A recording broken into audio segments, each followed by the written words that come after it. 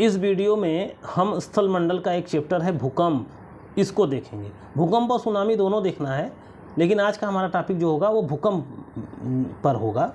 आइए सुनते हैं। हालांकि आप भूकंप वगैरह के बारे में जानते हैं, लेकिन यहाँ कुछ महत्वपूर्ण तथ्य होगा जिसको हम आपको बताएंगे और कोशिश रहेगा कि आप इन चीज़ों को याद कर लीजिए, क्योंकि ये जो है ज़्यादातर फैक्ट बेस हैं। देखिए, भूकंप भूपृष्ठ पर होने वाला आकस्मिक कंपन है जो भूगर्भ में चट्टानों के लचीलेपन या समस्थिति के कारण होने वाले समायोजन का परिणाम है। ठीक है, यह पृथ्वी जब आकस्मिक रूप से कंपन करने लगती है उसी को भूकंप कहते हैं। कारण क्या है? जमीन के अंदर, पृथ्वी के आंतरिक भाग में कुछ न कुछ हलचल होता रहता है। लचीलेपन, जो लचीले चट्टान होते हैं वह टूट करके उनका स्थान दूसरा कोई लेने लगता है, तो ये समायोजन जो होता है उसी कारण धरती कांपने लगती है। उसी को क्या कहते हैं? भूकंप कहते हैं। भूगर्भ शास्त्र की वह विशेष शाखा जिसमें भूकंपों का अध्ययन किया जाता है सिस्मोलॉजी कहते हैं। तो भूकंप का अध्ययन जिस विज्ञान में किया जाता है उसको क्या कहते हैं? सिस्मोलॉजी कहते हैं। और जिस भूकंप द्वारा भूकंपी तरंगों को मापा जाता है उसको क्या कहते हैं? सिस्मोग्राफ कहते हैं। क्या कहते हैं? सिस्मोग्राफ। और ध्यान देना है, वह पैमाना जिस पर भूकंप को मापा जाता है उसको क्या कहते हैं? रिक्टर स्केल कहते हैं। अब आइए देखते हैं भूकंप के भाग क्या होते हैं। तो देखिए, जब भूकंप आता है तो भूकंप उसका एक फोकस पॉइंट होता है, भूकंप केंद्र या भूकंप मूल। जिस जगह से भूकंपी तरंगें उत्पन्न होती हैं या भूकंप के उद्भव के स्थान को जो खासकर होता है उसी को क्या कहते हैं? भूकंप का केंद्र। अच्छा, भूकंप आता जहाँ है और पहुँचता जहाँ पहली बार है। अब देखिए, भूकंप अधिकेंद्र एपिसेंटर क्या होता है? भूकंप के केंद्र के ठीक ऊपर की पृथ्वी का सतह कि बिंदु को क्या कहते हैं? भूकंप का अधिकेंद्र। ये पृथ्वी के अंदर यहाँ पर भूकंप आया और इसका असर यहाँ सबसे पहले दिखा, ये फोकस पॉइंट हो गया, एपिसेंटर हो गया। आइए अब देखते हैं भूकंपी ऊर्जा क्या होती है। भूकंप के दौरान जो ऊर्जा भूकंप मूल से निकलती है उसे भूकंपी ऊर्जा या प्रत्यास्थ ऊर्जा कहते हैं। ये इलास्टिक एनर्जी होती है। आगे देखिए, भूकंप में भूकंपी तरंगे, तो आपने देखा भूकंप का फोकस पॉइंट, भूकंप का एपिसेंटर, भूकंप की एनर्जी। अब भूकंपी तरंगे, भूकंप के दौरान कई प्रकार के भूकंपी तरंगे उत्पन्न होती हैं जिन्हें 3 श्रेणियों में रखा जा सकता है। यानी भूकंपी तरंगों को 3 भागों में बांटा गया है। एक तरंग होती है जो इसको कहते हैं प्राथमिक तरंग या लंबवत तरंग जिसको कहते हैं, इसको जो है प्राइमरी वेव कहते हैं। क्या होता है ये? भूकंप के दौरान किसी भी स्थान पर सर्वप्रथम पहुंचने वाली तरंग को क्या कहते हैं? प्राथमिक तरंग कहते हैं। इसकी कुछ विशेषताएं होती हैं।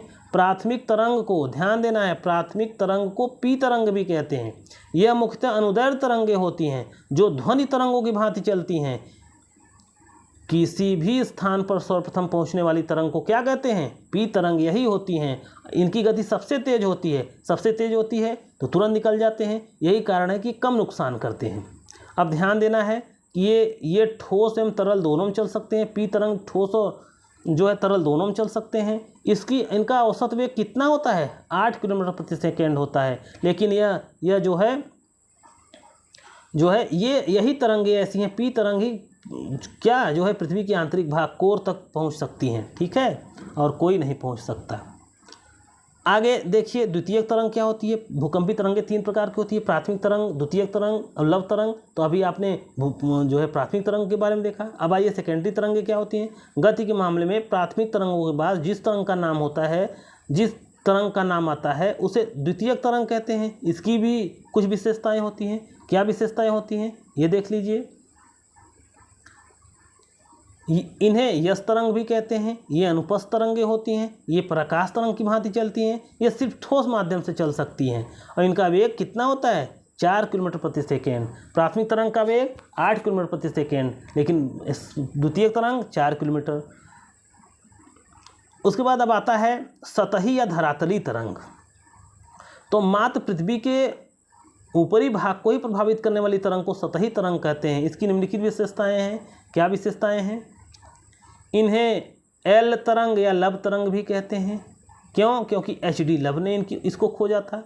ये ठोस, तरल, गैस तीनों माध्यमों में चल सकती हैं, किंतु धरातल तक ही सीमित होती हैं। पृथ्वी पर सर्वाधिक विनाश कौन करता है? कौन सी तरंग? यही तरंग करती है, एल तरंग। कारण ये है कि इनकी गति बहुत धीमी होती है। कोई चीज़ तेज से जा रहा है वो निकल गया भाई, आप बंदूक से शीशे पर गोली चलाइए, गोली छेद करके आगे बढ़ जाती है, कम नुकसान होता है। लेकिन उसी पर आप पत्थर मारिए तो ज़्यादा नुकसान होगा शीशे को। क्यों? क्योंकि गोली की अपेक्षा पत्थर की गति धीमी होती है। तो ये पृथ्वी पर सबसे अंतिम में आती हैं और बहुत धीरे धीरे इनमें कंपन होता है, तो इसलिए धरती को सर्वाधिक नुकसान यही करती हैं। अब ध्यान देना है, भूकंपी तरंगों की कुछ समान विशेषताएं हैं। क्या? सभी भूकंपी तरंगों का वेग अधिक घनत्व वाले पदार्थों में गुजरने पर बढ़ जाता है। घनत्व बढ़ेगा, भूकंपी तरंगों का वेग भी बढ़ेगा।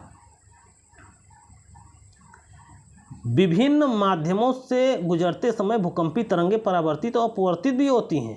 ठीक है, पृथ्वी के विलुप्त कोर के पृथ्वी के बिल्कुल कोर के समीप कोई भी तरंग नहीं पहुंचती। यही कारण है कि इन्हें भूकंपी छाया क्षेत्र कहते हैं। ठीक है,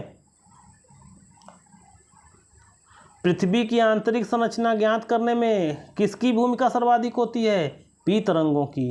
प्लेटों के किनारों तथा भ्रंश वाले स्थान मुख्यतः क्या हैं? भूकंपी क्षेत्र हैं।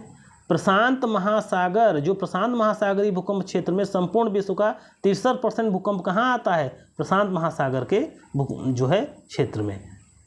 अब भूकंप के कारण कुछ जान सकते हैं आप। भूकंप के कारण प्राकृतिक कारण क्या हो सकते हैं? ज्वालामुखी आवे तब भूकंप आ सकता है, विवर्तनिक अस्थिरता हो तब हो सकता है, संतुलन स्थापना कारण हो सकता है, प्लूटोनिक घटनाएं हो सकती हैं, भूगर्भीय गैसों का फैलाव हो सकता है। इन सब कारणों से भूकंप आ सकता है।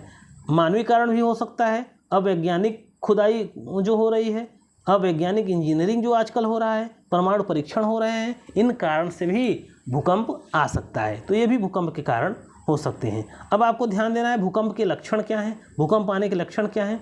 देखिए, जब भूकंप आता है तो सबसे पहली चीज़ वायुमंडल में गैस की मात्रा अचानक बढ़ जाती है। उस गैस को क्या कहते हैं? Radon gas. इससे वैज्ञानिक पता करते हैं कि कहीं भूकंप नहीं तो आने वाला है। इसके अलावा कुओं के जलस्तर में अचानक बदलाव हो जाता है, कुओं में तरंग उत्पन्न होने लगता है, तापमान में परिवर्तन होने लगता है, पशुओं के व्यवहार में अचानक बदलाव होने लगता है, भूगर्भीय हलचलें बढ़ जाती हैं। इससे पता किया जा सकता है कि भूकंप आने वाला है। हालांकि भूकंप जब आता है सारा चीज़ धरा रह जाता है, कोई मतलब नहीं है। और भूकंप से बचाव के उपाय क्या है? जन जागरूकता और शैक्षणिक अभियान, भूकंप आने वाले लक्षणों की पहचान का विस्तार, भूकंप आने के लक्षणों की पहचान के प्रभावी उपकरण की आवश्यकता।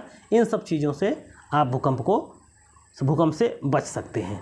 जब भूकंप समुद्र के अंदर आता है दोस्तों, जब भूकंप समुद्र के सतह पर आता है उसको सुनामी कहते हैं। देखिए, सुनामी जो होता है त्सुनामी, ठीक है, इस शब्द से बना है।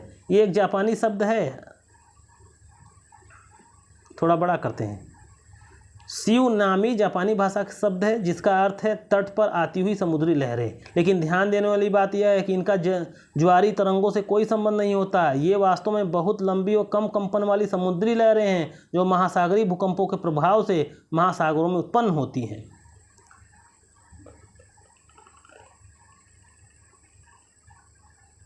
सुनामी लहरों के साथ जल की गति संपूर्ण गहराई तक होती है, इसलिए ये अधिक प्रलयकारी होती हैं। खुले सागरों में इन तरंगों का ऊंचाई अधिकतम 1 मीटर की होती है, परंतु जब ये तटवर्ती इलाकों में आती हैं तो ये प्रवेश करती हैं, इनकी ऊंचाई में असामान्य वृद्धि हो जाती है। भाई, समुद्र के सतह पर 1 इंच उठा जल, 1 इंच अगर उठ गया, 1 मीटर उठ गया, 1 इंच उठ गया तो उतने से तबाही आ जाती है। 1 मीटर उठ गया तो बाहर जो है 5 किलोमीटर ऊंचाई वाला हो जाता है। ये ध्यान देना है। इंडोनेशिया के सुमात्रा द्वीप में 26 दिसंबर 2004 को हिंद महासागर के तली के नीचे उत्पन्न सुनामी लहरें भारतीय प्लेट के वर्मी प्लेट के नीचे छेपड़ का परिणाम थी। ठीक है, एक आजकल डार्ट आया है तकनीक। डार्ट जो है deep ocean assessment and reporting of tsunami, एक खास तकनीक है जिसके माध्यम से सुनामी का पता लगाने के बाद उचित जगहों पर क्या फौरन सूचनाएं भेजी जाती हैं। भारत में तटीय इलाकों में सुनामी की पूर्व सूचना देने के लिए उन्नत एक्सपर्ट डिसीजन सपोर्ट सिस्टम यानी DSS को विकसित किया गया है। भारत में DSS और विश्व स्तर पर डार्ट जो भूकंपी तरंगों को पता करता है, सुनामी का अनुमान लगाता है। ठीक है, हिमालय का पर्वतीय भाग एवं उत्तर का मैदानी भाग भूकंप की दृष्टि से अत्यधिक संवेदनशील है। तो इस तरीके से आपने भूकंप और सुनामी के बारे में आपने देखा।